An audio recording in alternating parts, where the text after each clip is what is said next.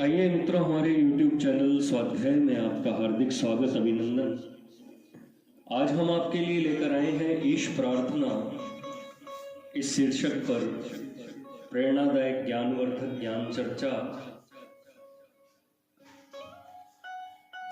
अगर आपने हमारे चैनल को लाइक और सब्सक्राइब नहीं किया है तो आपसे निवेदन है, कृपया चैनल को लाइक और सब्सक्राइब अवश्य करें।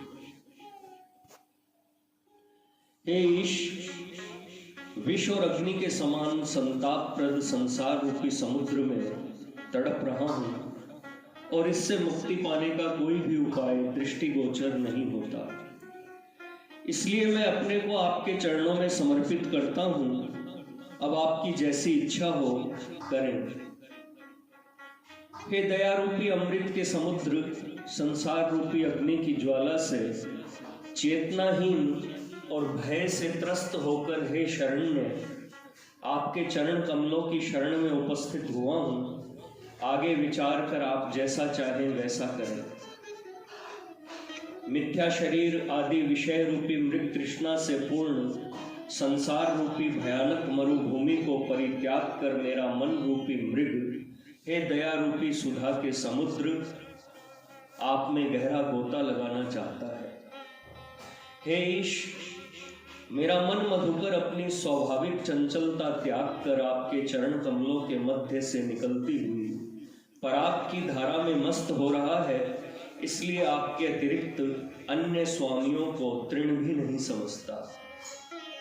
हे स्वामी, तीनों लोकों की रक्षा का भार धारण किए हुए आपके चरण कमलों को छोड़कर जो मनुष्य दूसरे की शरण चाहते हैं वे अवश्य यमनगरी को प्रस्थान करते हैं।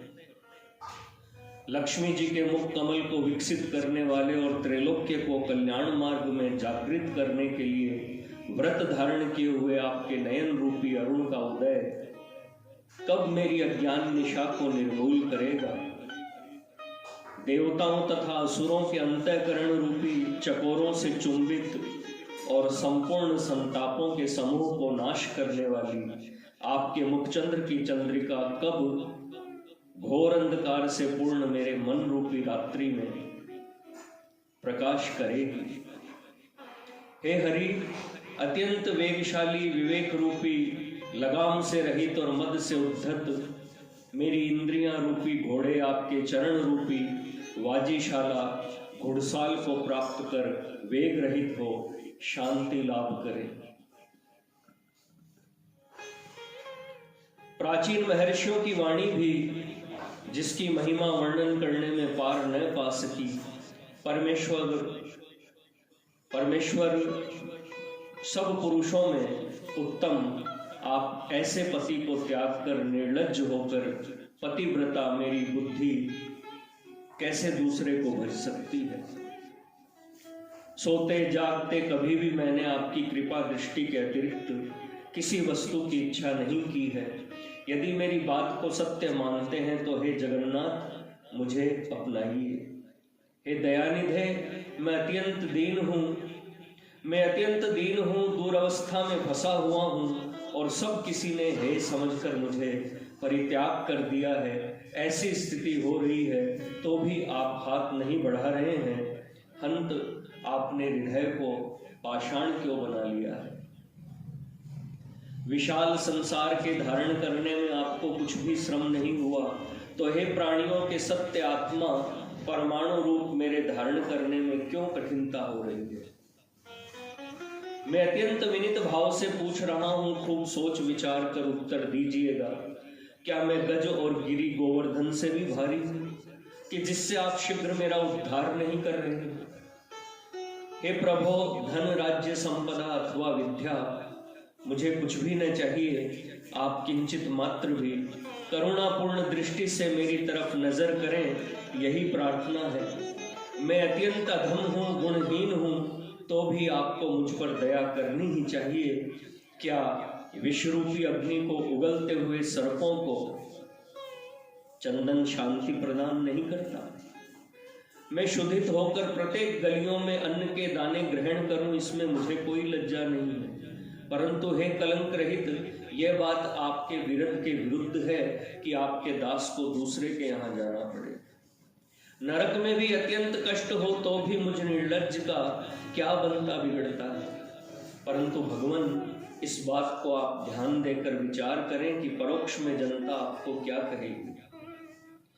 आप कारण रहित अपने जन के दुख को दूर करने वाले हैं, इस बात को यथार्थ जानकर ही मैंने पुण्य समूह का तिरस्कार किया है। हे कमल नयन, क्यों मेरी उपेक्षा कर रहे हैं? यदि किसी का बच्चा गड्ढे में गिरने जा रहा है तो पथिक भी, जिसका कुछ भी संबंध नहीं है, दौड़कर उसे बचाता है। आप तो साक्षात पिता हैं और यह देख रहे हैं कि मैं संसार समुद्र में गिर रहा हूं। क्या आपका मुझे बचाना धर्म नहीं है? मैं यद्यपि पतित हूं, दुर्गत हूं, अकृतज्ञ एवं महाअपराधी हूं, तो भी आपका हूं। ऐसा कहा करता हूं, इसी अपने नाम की लज्जावश दया कीजिए। नवीन मेघ के समान श्याम शोभाशाली, वेदों से सदा स्तुत्य भगवान, नरक में गिरते हुए मुझको कृपा दृष्टि से भी सनाथ करें। हे हरि, चाहे मेरा जन्म खेती करने वालों के ही कुल में हो, मुझे कुछ चिंता नहीं, परंतु हे गोविंद, हाथ जोड़कर आपसे सच्ची प्रार्थना यही है कि आपके चरणों में मेरा प्रेम हो। पाताल को जाओ, स्वर्ग को जाओ, सुमेरु पर आरूढ़ हो जाओ, चाहे अपार समुद्रों को पार करो, आशा शांत नहीं हो सकती। आधी व्याधि और बुढ़ापे की व्यथा से यदि बचना चाहता है तो रे मन, श्री कृष्ण इस रसायन का सेवन कर और श्रम व्यर्थ है। मित्रों, यह थी ईश प्रार्थना इस शीर्षक पर प्रेरणादायक ज्ञानवर्धक ज्ञान चर्चा। अगर आपको हमारा चैनल पसंद आए तो इसे लाइक और सब्सक्राइब अवश्य करें। धन्यवाद।